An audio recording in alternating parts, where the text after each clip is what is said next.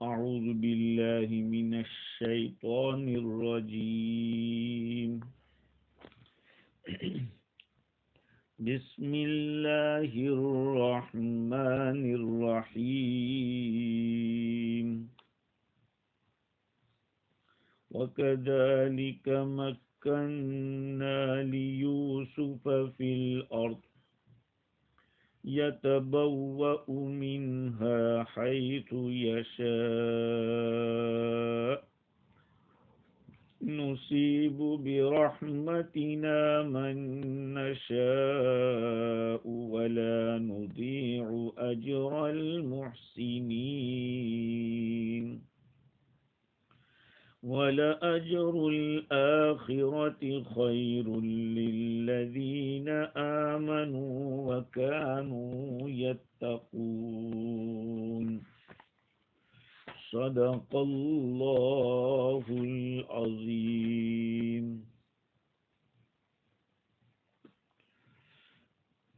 بزرگوں، پیارے بھائیوں،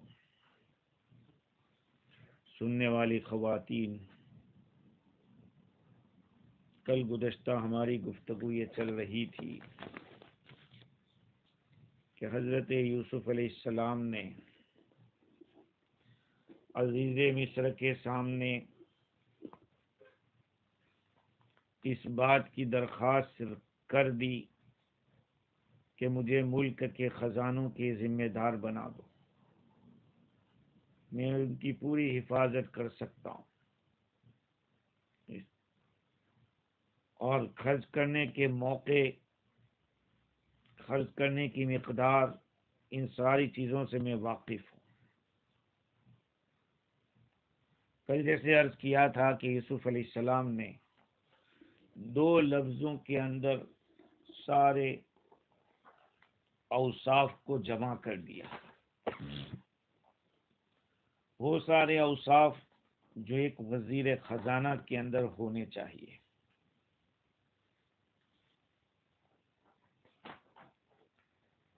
کیونکہ پہلی ضرورت تو یہ ہے کہ سرکاری مال کو ضائع ہونے سے بچائے، پوری حفاظت سے جمع کرے، پھر مستحق لوگوں تک پہنچائے، غیر مستحق اور غلط قسم کے لوگوں پہ خرچ نہ ہو جائے. دوسری ضرورت یہ ہے کہ جہاں جس قدر خرچ کرنا ضروری ہے اس میں کوئی کوتاہی نہ کرے، نہ ضرورت سے زیادہ خرچ کرے اور نہ ضرورت سے کم. شاہ مصر اگرچہ یوسف علیہ السلام کے کمالات کا گرویدہ تھا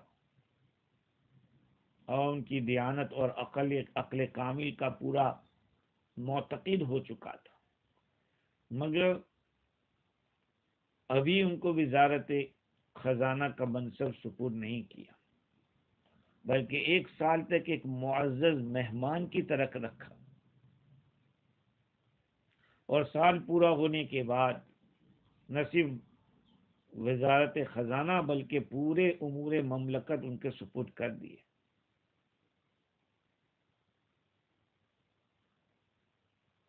ہو سکتا ہے کہ یہ دیکھا اور سوچا ہو کہ ان کو اچھی طرح سے پرکھ لیں اور پورا تجربہ ہو جائے، اس کے بعد اتنا بڑا منصب سپرد کریں گے. شیخ سعدی رحمۃ اللہ علیہ نے یہ بات شعر کے اندر نقل کی: چو یوسف کسے در صلاح و تمیز بیک سال باید کے گردد عزیز.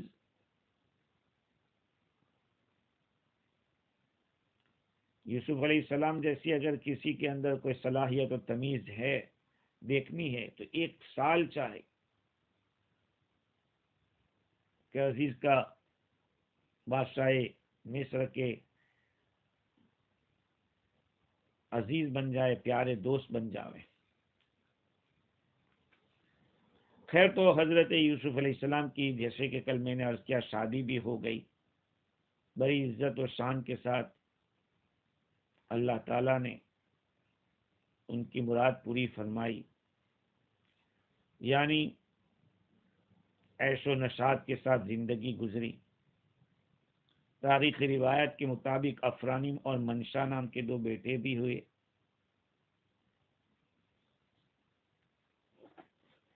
اور بعض روایات میں ہے، جیسے کہ مفتی شفیع صاحب نور اللہ مرقدہ نے لکھا کہ شادی کے بعد حضرت یوسف علیہ السلام کے دل میں زلیخا کی محبت اس سے زیادہ پیدا کر دی گئی جتنی زلیخا کو یوسف علیہ السلام سے تھی، یہاں تک کہ ایک مرتبہ حضرت یوسف علیہ السلام نے ان سے شکایت کی کہ اس کی کیا وجہ ہے کہ تم مجھ سے اب اتنی محبت نہیں رکھتی جتنی پہلے تھی۔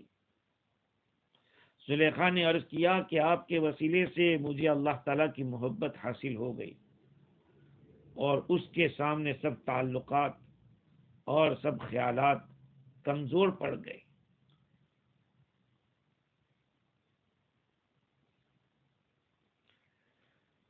الغرض بات یہاں تک پہنچتی ہے کہ حضرت یوسف علیہ السلام کو وزیر خزانہ بنا دیا جاتا ہے۔ اب یہاں کچھ باتیں باقی رہ گئی جن کو عرض کرنا تھا۔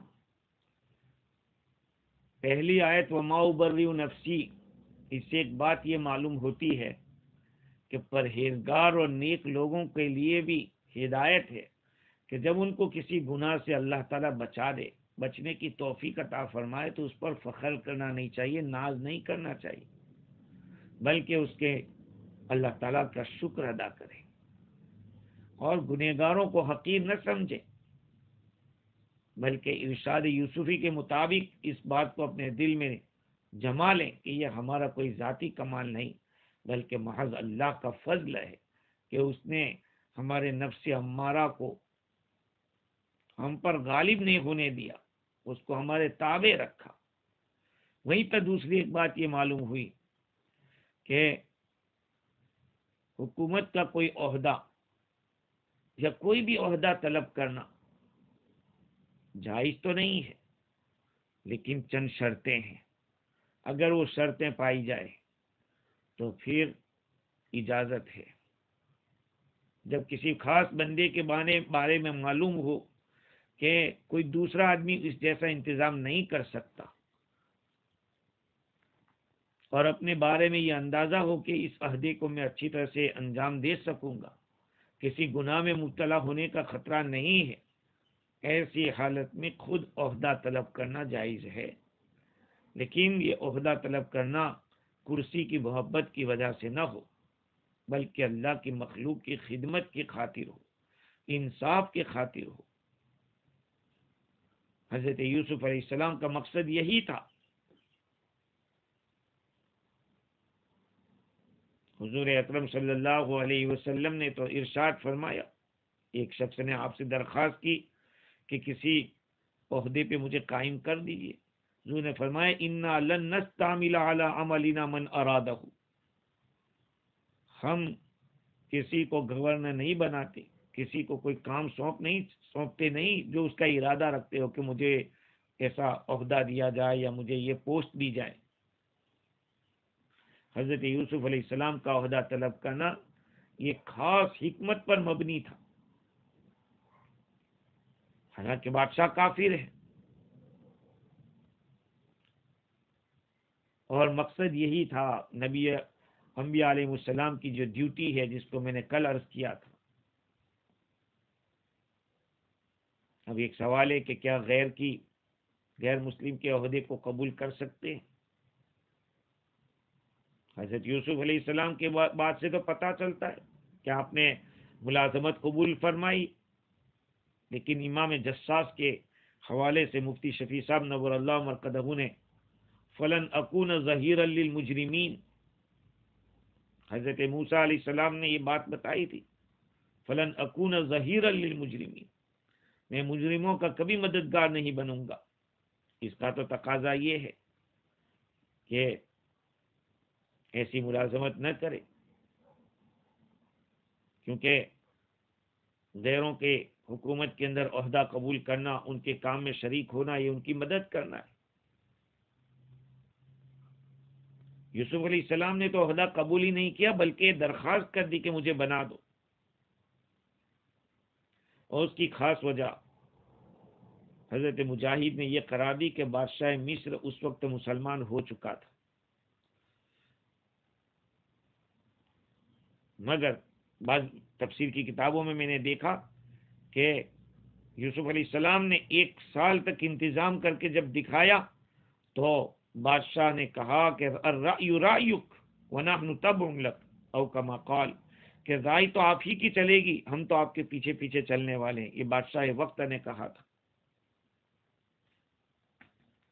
تو حضرت یوسف علیہ السلام بادشاہ مصر کے معاملے میں یہ معلوم کر چکے تھے کہ وہ ان کے کام میں دخل نہیں دے گا، اور وہ جس طرح سے انصاف کرنا چاہیں گے کرنے دیں گے۔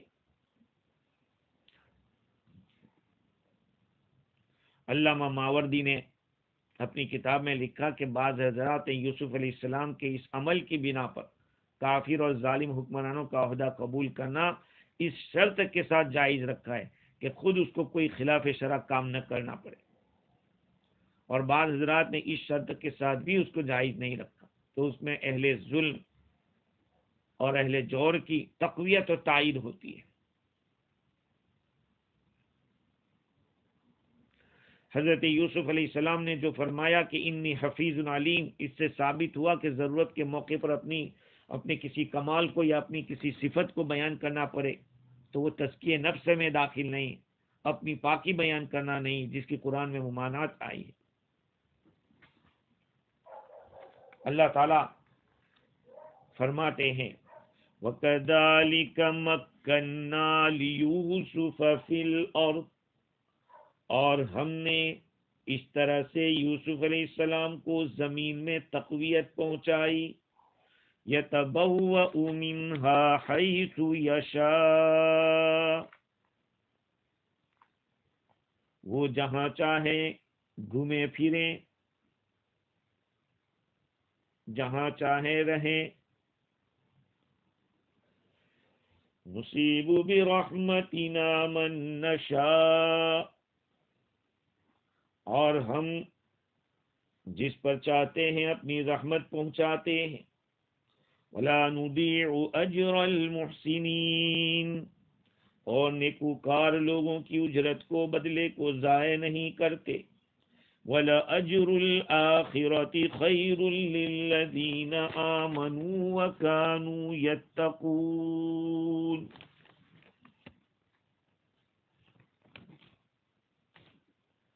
اور آخرت کا بدلہ ان لوگوں کے لیے جو ایمان لائے اور تقوی اختیار کرتے ہیں بہتر ہے۔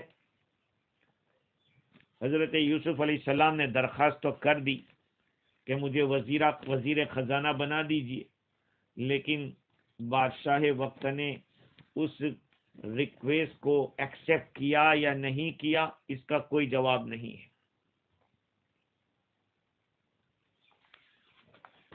اس لیے بعض مفسرین نے لکھا کہ یہاں پر قد فعلتو کا لفظ محذوف ہے، کہ ہاں میں نے کر دیا، ٹھیک ہے آپ وزیر خزانہ ہیں۔ امام راضی کہتے ہیں کہ یہ بات تو بہت اچھی ہے جنہوں نے کہی، لیکن اس سے بڑھیا بات یہ ہے کہ حضرت یوسف علیہ السلام کو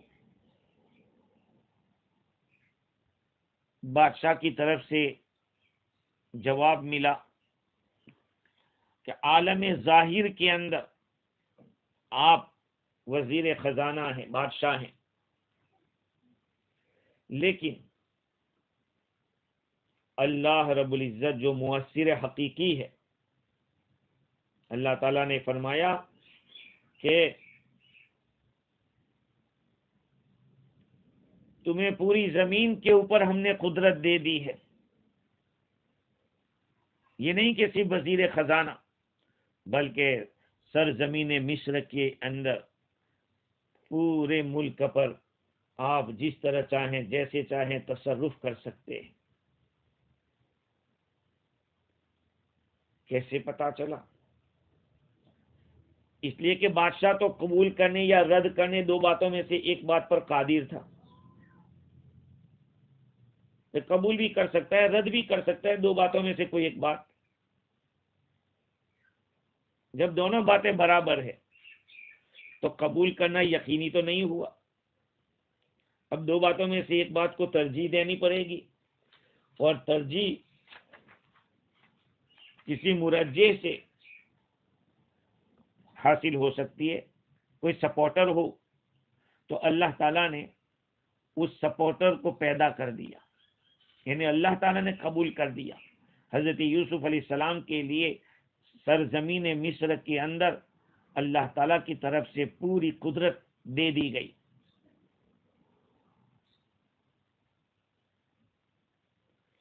اس لیے اللہ تعالیٰ نے عزیز شاہ مصر کے قبول کرنے کا تذکرہ نہیں کیا، بلکہ اللہ تعالیٰ نے اپنی طرف سے کہہ دیا کہ ہم نے یوسف علیہ السلام کو قدرت دے دی۔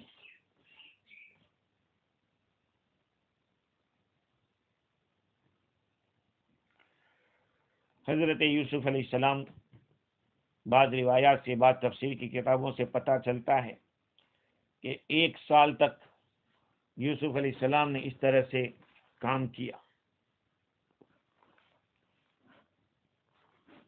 اور اس کے بعد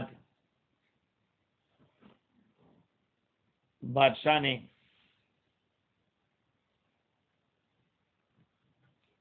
آپ کو تاج پہنایا، اپنی انگوٹھی نکالی اور آپ کی انگلی کے اندر رکھ دی، اور اپنی تلوار کو آپ کے گلے میں لٹکا دیا۔ آپ کے لیے سونے کا ایک تخت تیار کیا جو موتیوں سے جڑا ہوا تھا، یاقوت اس کے اوپر لگے ہوئے تھے۔ یوسف علیہ السلام نے فرمایا کہ یہ تخت تو اس کے ذریعے آپ کی سلطنت کو میں مضبوط کروں گا، اور اس انگوٹھی سے تو آپ کے معاملے کی میں تدبیر کروں گا، اور تاج یہ میرا لباس نہیں ہے اور نہ میرے باپ دادا کا لباس ہے۔ حضرت یوسف علیہ السلام تخت پر بیٹھے، ساری دنیا، وہاں کے لوگ، مرد و عورت، سب آپ کے سامنے جھک گئے، اور عزیز مصر جو قطفیر تھا، زلیخا کا شوہر، اس کو یا تو معزول کر دیا یا ان کا انتقال ہو گیا، اور یوسف علیہ السلام کی شادی جیسے ہو گئی، کل عرض کیا تھا۔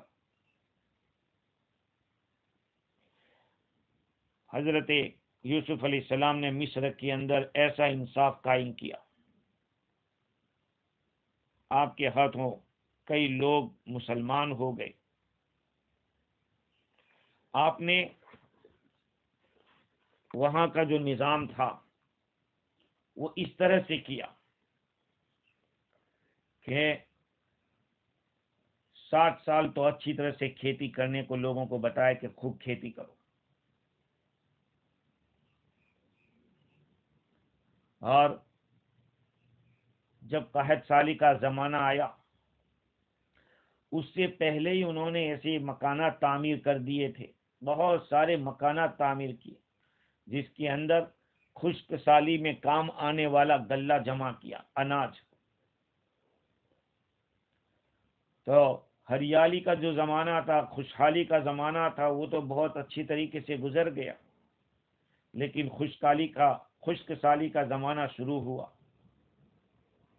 اور ایسی بھیانکتا اور ایسا خطرہ اس کے اندر تھا کہ سب سہمے ہوئے، گھبرائے ہوئے تھے۔ حضرت یوسف علیہ السلام نے نظام اس طرح سے کیا کہ دن میں ایک ہی ٹائم کھانا ملتا تھا، اور وہ بھی دوپہر کے وقت۔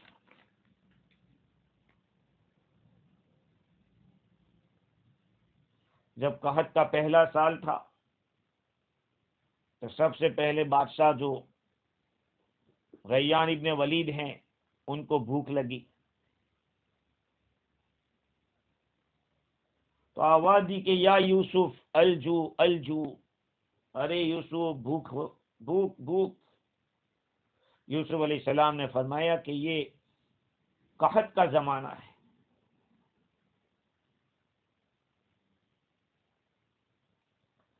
قحط سالی کے پہلے سال کے اندر لوگوں نے جو کچھ جمع کر کے رکھا تھا وہ تو ختم ہو گیا، لیکن آپ نے بادشاہ مصر سے کہہ رکھا تھا کہ ہمیں یہ سامان اس لیے رکھنا، یہ اناج، اور کہ جب قحط سالی ہوگی تو ہم سستے دام میں لوگوں کو اناج دیں گے، اور یہ قحط سالی دور دور تک جائے گی تو دنیا کے دیش دیشاور سے لوگ آئیں گے اناج لینے کے لیے، راشن لینے کے لیے، تو ہم تھوڑے بھاؤ کے اندر ان کو بیچیں گے تو بہت زیادہ مال ہمارے پاس جمع ہو جائے گا۔ حضرت یوسف علیہ السلام سے لوگ اناج خریدنے لگے۔ پہلے سال تو آپ نے نقد کے اندر بیچا، پیسہ جس کے پاس ہو، درہم ہو، دینار ہو، سونا ہو، چاندی ہو، اس کے بدلے میں بیچا۔ یہاں تک کہ مصر میں کسی کے پاس کوئی ایک درہم یا کوئی دینار نہیں بچا، سارے دراہیم اور دنانیر خزانہ کے اندر، سرکاری خزانے میں آ گئے۔ دوسرے سال کہا کہ ٹھیک ہے، جس کے پاس زیورات ہو، جواہر ہو، اس کے بدلے میں ہم اناج دیں گے۔ آپ نے اس طرح سے بیچا کہ کسی کے پاس کوئی زیور نہ بچا، کوئی جوہر نہ بچا۔ تیسرے سال آپ نے جانوروں کے عوض میں کہ اناج لے جاؤ، اپنے جانور دے جاؤ، یہاں تک کہ سارے لوگوں نے اپنے جانور بھی بیچ دیے۔ جینا ہے بھائی، زندگی گزارنا ہے، مر جانے سے بہتر ہے کہ انہی چیزوں کو بیچ دے، تو جانوروں کو بیچ دیا۔ چوتھے سال فرمایا کہ جس کے پاس غلام ہو، باندیاں ہو، سب نے وہ بھی نکالنا شروع کیا، یہاں تک کہ کسی کے پاس کوئی غلام اور کوئی باندی نہیں بچی۔ پانچویں سال آپ نے فرمایا کہ جس کے پاس جتنی پراپرٹیاں ہیں اس پراپرٹی کے عوض میں ہم اناج دیں گے۔ یہاں تک کہ سب نے اپنے مکانات، اپنے دکان، جو کوئی بھی پراپرٹیاں تھی وہ ساری کی ساری سرکاری خزانے کے اندر دے دی۔ یہاں تک کہ چھٹے سال تو کہا کہ اپنی اولاد کو بھی بیچ دیا۔ اس شریعت میں ہو سکتا ہے کہ آزاد آدمی اپنے آپ کو بیچ سکتا ہو، اس شریعت میں تو بیچنا جائز نہیں ہے۔ اور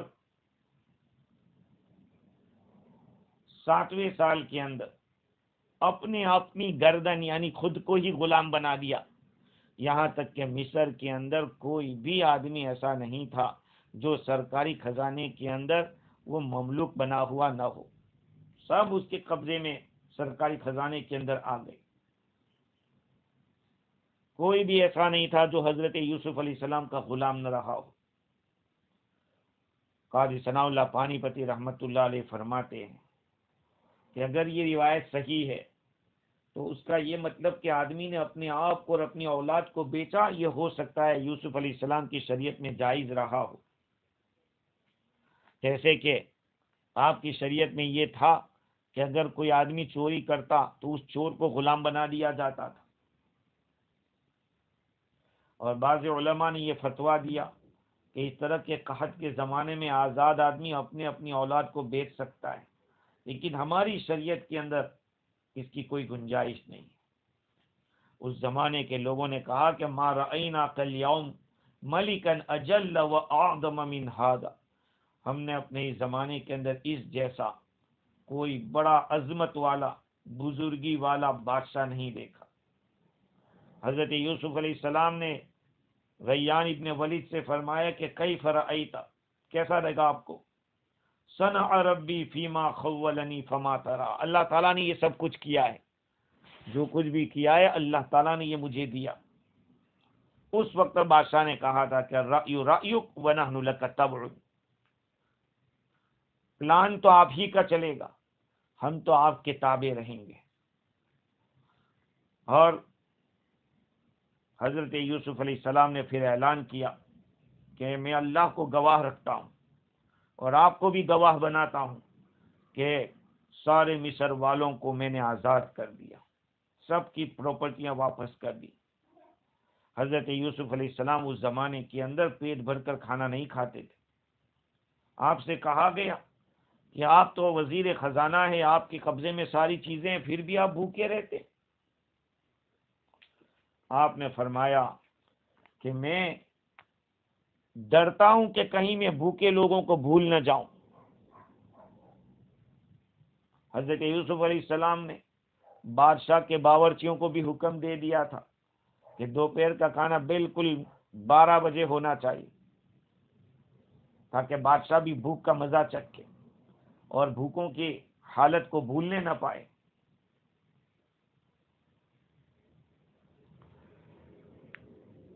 خیر، ان آیات کے اندر اللہ تعالیٰ اسی کو بتلا رہے ہیں کہ وَكَذَلِكَ مَكَّنَّا لِيُوسُفَ فِي الْأَرْضِ، اسی طرح ہم نے یوسف علیہ السلام کو زمین کے اندر ٹھکانہ دیا۔ کس طرح سے؟ ارے جس طرح سے عزیز مصر کی یہاں بھی آپ کو ٹھکانہ دیا تھا۔ آگے یہ آیت، اس طرح کی آیت گزری ہے جہاں وَقَالَ الَّذِي اشْتَرَاهُ مِن مِّصْرَ لِامْرَأَتِهِ أَكْرِمِي مَثْوَاهُ عَسَىٰ أَن يَنفَعَنَا أَوْ نَتَّخِذَهُ وَلَدًا وَكَذَلِكَ مَكَّنَّا لِيُوسُفَ فِي الْأَرْضِ وَلِنُعَلِّمَهُ مِن تَأْوِيلِ الْأَحَادِيثِ۔ عزیز مصر کے یہاں جب پہنچے اس وقت بھی اللہ تعالیٰ نے فرمایا کہ ہم نے یوسف علیہ السلام کو اس طرح سے ٹھکانہ دیا کہ عزیز مصر کے یہاں پہنچ گئے۔ اور اب اللہ تعالیٰ فرماتے ہیں کہ ہم نے پورے مصر کی زمین کے اوپر آپ کو قدرت دے دی۔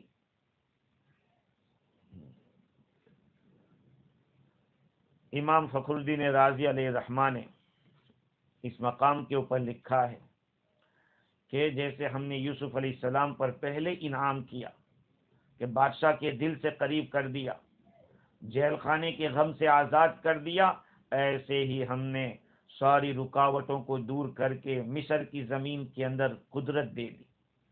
کیسی قدرت؟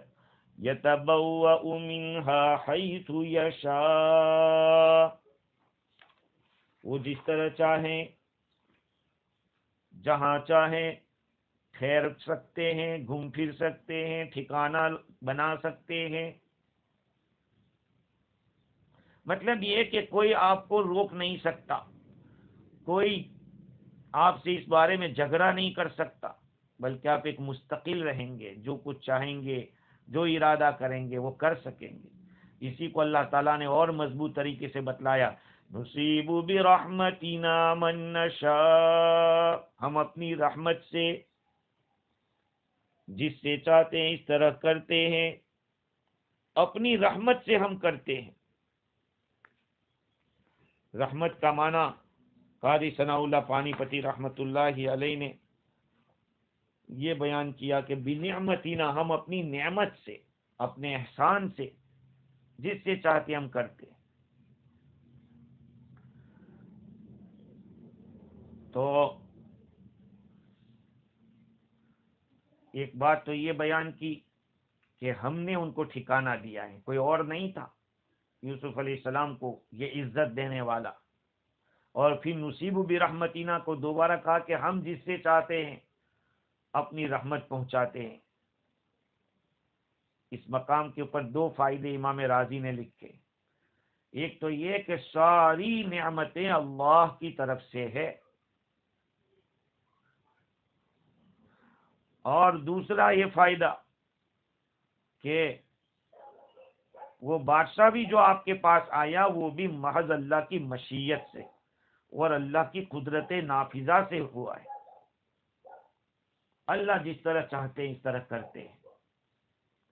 آخر فرمایا کہ وَلَا نُضِيعُ أَجْرَ الْمُحْسِنِينَ، ہم نیکوکار لوگوں کے اجر کو ضائع نہیں کرتے، نیکوکار لوگوں کے اجر کو ضائع نہیں کرتے۔ اس لیے کہ کسی کی اجرت کو، کسی کے اجر کو، کسی کے ویجز کو ضائع کر دینا، کیوں ضائع کرتے؟ یا تو یہ کہ وہ عاجز ہے، خود عاجز ہے دینے والا، کہ اگر دے دیں گے تو پھر ہمارا کیا ہوگا، ہمارے پاس کیا رہے گا؟ تو عاجزی کی وجہ سے، یا یہ کہ جہالت کی وجہ سے کہ پتہ نہیں کہ اس کی کتنی اجرت ہے، اس کی کیا تکلیف ہے، یا یہ کہ کنجوسی کی وجہ سے۔ اور یہ ساری چیزیں اللہ تعالیٰ کی محال ہے۔ نہ اللہ تعالیٰ عاجز ہے، نہ اللہ تعالیٰ بے خبر ہیں، اور نہ اللہ تعالیٰ کنجوس ہے۔ جب یہ ساری چیزیں نہیں ہیں تو پھر ضائع کیسے کرے گا؟ اللہ ضائع نہیں کرتا۔ اللہ تعالیٰ نے اس آیت میں اشارہ کر دیا کہ یوسف محسنین میں سے، محسن نیکوکار لوگوں میں سے۔ جب نیکوکار ہے تو ابھی بھی ہے اور پہلے بھی رہے۔ امام راضی ہر موقع کبھی موقع چکتے نہیں ہیں۔ میں کہا کہ پہلے بھی جو واحدی اور دوسرے لوگوں نے اور حشویہ جو فرقہ ہے انہوں نے یوسف علیہ السلام کے بارے میں کلام کیا، ان کو معلوم ہونا چاہیے کہ اللہ تعالیٰ نے آپ کو محسن قرار دیا ہے۔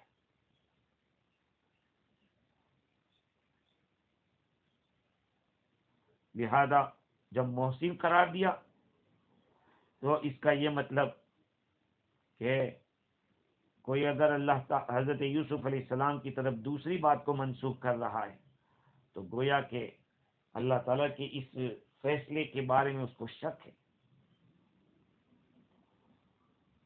وَلَأَجْرُ الْآخِرَةِ خَيْرٌ لِلَّذِينَ آمَنُوا وَكَانُوا يَتَّقُونَ،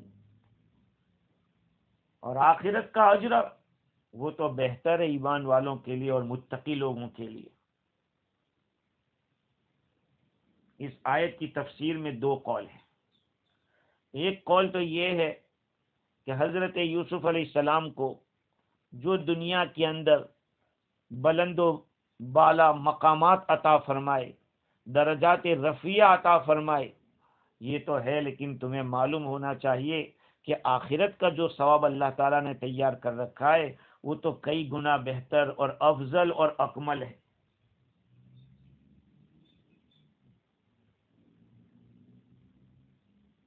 کیونکہ اللہ تعالیٰ نے یہاں خیر بتلایا ہے، آخرت کا بدلہ خیر ہے۔ خیر کس کو کہتے ہیں؟ الخیر المطلق هو الذي يكون نفعا خالصا دائما مقرونا بالتعظیم۔ خیر اس کو کہتے ہیں کہ جس کا نفع خالص ہو، اس میں کوئی ملاوٹ نہ ہو، اور وہ کبھی ختم نہ ہوتا ہو، کنٹینیو رہتا ہو، اور اس کے ساتھ ساتھ تعظیم بھی ہو، تعظیم کے ساتھ ملتا ہو، ذلیل کر کے نہیں، تعظیم کے ساتھ ملتا ہو، یہ ہے خیر۔ تو یہ چاروں صفتیں دنیا کی خیر میں نہیں ہے۔ دنیا کے جتنے بھی فوائد ہیں اس پہ یہ سب چیزیں نہیں کہ وہ ہمیشہ ملتی ہے۔ دنیا کی چیزوں کے اندر کبھی ظاہر میں نفع ہوتا ہے، اندر نقصان بھی ہوتا ہے، اور دنیا کی چیز ہمیشہ نہیں ملتی۔ یہ چار جو قیدیں لگائی خیر کے اندر کہ جس کا نفع خالص ہو، ہمیشہ ہو، اور وہ تعظیم کے ساتھ ملی ہوئی ہو، نفع بھی ہونا چاہیے، نفع بھی خالص ہونا چاہیے، یہ چار صفات۔ دوسری تفسیر یہ ہے کہ خیر عربی زبان کے اندر کسی کے مقابلے میں اچھا ہونے کو بتلاتا ہے، یا یہ کہ فی ذاتی ہی اچھا ہونے کو بتلاتا ہے۔ تو ولا اجر الآخرت خیر، آخرت کا بدلہ دنیا کے مقابلے میں بہتر ہے۔ جیسے کہتے ہیں الجلاب خیر من الماء، گلاب پانی سے بہتر ہے، یعنی پانی کے مقابلے میں۔ اسی طرح سے آخرت کا بدلہ دنیا کے مقابلے میں اچھا ہے، زیادہ اچھا۔ اور فی ذاتی ہی اچھا ہونے کا مطلب جیسے السرید خیر من اللہ، سرید جو کھانا ہے وہ اللہ تعالیٰ کی طرف سے ایک نعمت ہے، اللہ تعالیٰ کے ایک احسان ہے۔ اس طرح سے یہ بھی کہ آخرت کا بدلہ بہتر ہے۔ تو اگر ہم پہلے معنی بتلائیں تو اس کا مطلب یہ ہوگا کہ دنیا کی لذتیں خیر کے ساتھ ملی ہوئی ہے، آخرت کی تو ہے ہی۔ اور اگر یوں دوسرا معنی مراد لیں تو یہ مطلب ہوگا کہ دنیا کے منافع بھی کے اندر بھی خیر ہوتی ہے۔ خیر اللہ تعالیٰ نے یہ جو کچھ باتیں بتلائی ہے کہ آخرت کا بدلہ، تو آخرت کا بدلہ کس کے لیے؟ تو سبھی کے لیے ہوگا، لیکن حالات تو یوسف علیہ السلام کے چل رہے ہیں۔ جب یوسف علیہ السلام کے حالات چل رہے ہیں، اس کا یہ مطلب کہ یہاں الذین آمنوا وکانوا یتقون، ایمان والے اور تقوی والے، ان کے لیے آخرت کا بدلہ بہتر ہے، اور یہاں متقی حضرت یوسف علیہ السلام ہے، ان کا تذکرہ چل رہا ہے۔ تو خلاصہ کلام یہ نکلا کہ اللہ تعالیٰ نے یوسف علیہ السلام کو جیسے محسن قرار دیا، ابھی جیسے بات گزری، یہاں پہ متقی قرار دیا، اور انہو کان من عبادنا المخلصین، یا انہو من عبادنا المخلصین، یہ ہمارے خاص بندوں میں سے ہے۔ تو اللہ تعالیٰ نے 3 گواہی دے دی، محسن ہونے کی گواہی دی، اسی طرح سے آپ کے متقی ہونے کی گواہی دی، آپ کے مخلص ہونے کی گواہی دی۔ اتنی ساری گواہیاں اللہ تعالیٰ نے حضرت یوسف علیہ السلام کے لیے رکھی۔ وَلَأَجْرُ الْآخِرَةِ خَيْرٌ لِّلَّذِينَ آمَنُوا وَكَانُوا يَتَّقُونَ۔ دنیا کی دولت و سلطنت اور حکومت آپ کو عطا فرمائی تھی، اس کے ساتھ آخرت کے درجات عالیہ بھی ان کے لیے تیار ہے۔ اس کے ساتھ یہ بھی بتا دیا کہ درجات دنیا و آخرت یوسف علیہ السلام کی خصوصیت نہیں ہے، بلکہ یہ عام اعلان ہے، جو بھی تقوی اختیار کرے گا، ایمان و تقوی اور پرہیزگاری کی زندگی گزارے گا، اللہ تعالیٰ نے آخرت کا اجر اس کے لیے رکھا ہے۔ حضرت یوسف علیہ السلام نے اپنے زمانے حکومت میں پبلک کے لیے جتنی بھی راحت رسانی کے کام ہو سکتے تھے وہ سب کیے، جس کی نظیر ملنا مشکل ہے۔ جب خواب کی تعبیر کے مطابق 7 سال گزر گئے، قحط کا زمانہ شروع ہوا، تو یوسف علیہ السلام نے عام پبلک کے ساتھ مشابہت اختیار کی، اس طرح سے کہ بھوکا رہنا،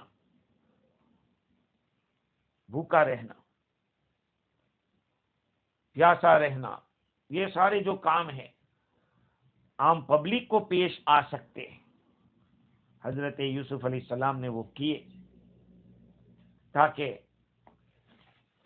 پبلک کی جو تکلیف ہے وہ بھولنے نہ پائے۔ ہاں، جب آدمی تھوڑا بڑا بن جاتا ہے تو سارے وہ سیڑھیاں جہاں سے وہ چڑھ کے وہ اوپر آیا تھا ان سب کو بھول جاتا ہے، ساری سیڑھیوں کو اپنے دماغ سے نکال دیتا ہے، وہ یہ نہیں سوچتا کہ میں کیسے یہاں پر پہنچا ہوں۔ اس لیے حضرت یوسف علیہ السلام کی زندگی سے پتہ چلتا ہے، سفیان بن عیینہ رحمۃ اللہ علیہ فرماتے ہیں کہ مومن بندے کو اس کی نیکیوں پر اجر دیا جاتا ہے، دنیا میں بھی اور آخرت میں بھی، اور فاجر آدمی جو نالائق ہے اس کو دنیا میں تو کچھ خیر مل جاتی ہے، آخرت میں اس کے لیے کوئی حصہ نہیں ہوگا۔ اس کے لیے یہ آیت تلاوت کی سفیان بن عیینہ رحمۃ اللہ علیہ نے۔ ایک بات اس آیت میں بطور اشارے کی یہ ملتی ہے کہ وَلَأَجْرُ الْآخِرَةِ خَيْرٌ لِّلَّذِينَ آمَنُوا وَكَانُوا يَتَّقُونَ، اس سے معلوم ہوتا ہے اشارتاً کہ جو مومن متقی نہیں ہے، مسلمان تو ہے لیکن تقوی نہیں ہے، یا مسلمان ہی نہیں ہے، یا مسلمان ہی نہیں ہے تو تقوی کہاں سے آئے گا؟ کہا ان کا آخرت میں کوئی حصہ نہیں۔ بعض عارفین کا کہنا یہ ہے کہ اگر دنیا فانی اگر سونے کی بنی ہوئی ہے اور آخرت جو باقی رہنے والی ہے لیکن ٹھیکرے سے بنی ہوئی ہے، آخرت بہتر ہے دنیا سے۔ ہاں، اس لیے کہ آخرت تو ہمیشہ رہنے والی ہے۔ ابراہیم بن ادہم رحمۃ اللہ علیہ کا واقعہ صاحب روح البیان نے نقل کیا ہے کہ ابراہیم بن ادہم رحمۃ اللہ علیہ ایک مرتبہ پبلک باتھ روم میں گئے نہانے کے لیے، تو اس کا جو گیٹ کیپر تھا، انچارج تھا، اس نے داخل نہیں ہونے دیا کہ نہیں پہلے آپ کرایہ دو اندر جانے کا۔ ابراہیم بن ادہم رحمۃ اللہ علیہ رونے لگے، اور آپ نے جب پوچھا گیا کہ آپ کیوں رو رہے ہیں تو آپ نے فرمایا کہ اذا لم یؤذن ان ادخل فی بیت الشیطان مجانا فکیف لی بالدخول فی بیت النبیین والصدیقین، جب یہ حمام خانہ جو عام پبلک باتھ روم ہے وہ شیطان کا گھر ہے، وہاں پر بغیر اجرت اور بغیر کرائے کے جانا نہیں ممکن، تو پھر جو نبیوں کا مکان ہے، صدیقین کا جو مقام ہے جنت، وہ کیسے بغیر اجرت کے اور بغیر کچھ کرائے کے اندر داخلہ ہوگا؟ اس لیے ہر ایمان والے کو چاہیے کہ تقوی اختیار کرے، ہاں پرہیزگاری اختیار کرے، اس کے بغیر کوئی چیز کام آنے والی نہیں ہے۔ جب یہ بات ہوئی اس وقت جو قحط چلا تھا وہ شدہ دنیا کے کونے کونے میں خبر پہنچی کہ مصر کے اندر ایک بہت ہی اچھا بادشاہ ہے جو لوگوں کو سامان دیتا ہے۔ حضرت یوسف علیہ السلام نے ایک اصول یہ بھی رکھا تھا کہ ایک آدمی کو ایک اونٹ کے سامان سے زیادہ نہیں ملے گا، کیونکہ اگر ایک ہی کو زیادہ دے دیا جائے تو پھر انصاف کیسے ہوگا؟ ہر ایک کو اتنا ہی دیا جائے گا، سب کے لیے ایک اصول رکھا تھا۔ یہ بات، یہ قحط والا معاملہ مصر سے شام تک پہنچا، وہاں پر بھی ہر چیز کے دام بہت بڑھ گئے۔ یعقوب علیہ السلام نے اپنے اولاد کو جمع کیا اور فرمایا کہ بیٹو دیکھ رہے ہو قحط سالی کتنی ہے؟ بیٹوں نے کہا کہ ابا جان اس کی کیا تدبیر ہو سکتی ہے؟ کہا آؤ جاؤ تم لوگ مصر کی طرف اور وہاں سے عزیز مصر سے کھانا خرید کے لاؤ، اناج خرید کے لاؤ۔ کہا کہ ابا جان آپ اللہ کے نبی ہیں اور آپ ہمیں فرعون کے پاس بھیج رہے ہیں؟ مصر کے بادشاہ کو فرعون کہا جاتا تھا اور وہ تو اسلام کا بڑا دشمن ہوتا ہے، آپ کو یہ کیسے اطمینان ہے کہ ہمیں نقصان نہیں پہنچائے گا؟ اس سے پہلے ارض مصر کو ارض جبابرہ کہتے تھے، ظالموں کی بستی، وہاں ظلم زیادہ ہوتا تھا۔ ابا نے فرمایا یعقوب علیہ السلام نے کہ بیٹو مجھے پتا چلا ہے کہ وہاں کا ابھی جو مصر کا والی جو مقرر ہوا ہے وہ انصاف پسند ہے، لہذا تم جاؤ اور میرا سلام کہنا، وہ تمہاری حاجت پوری کرے گا۔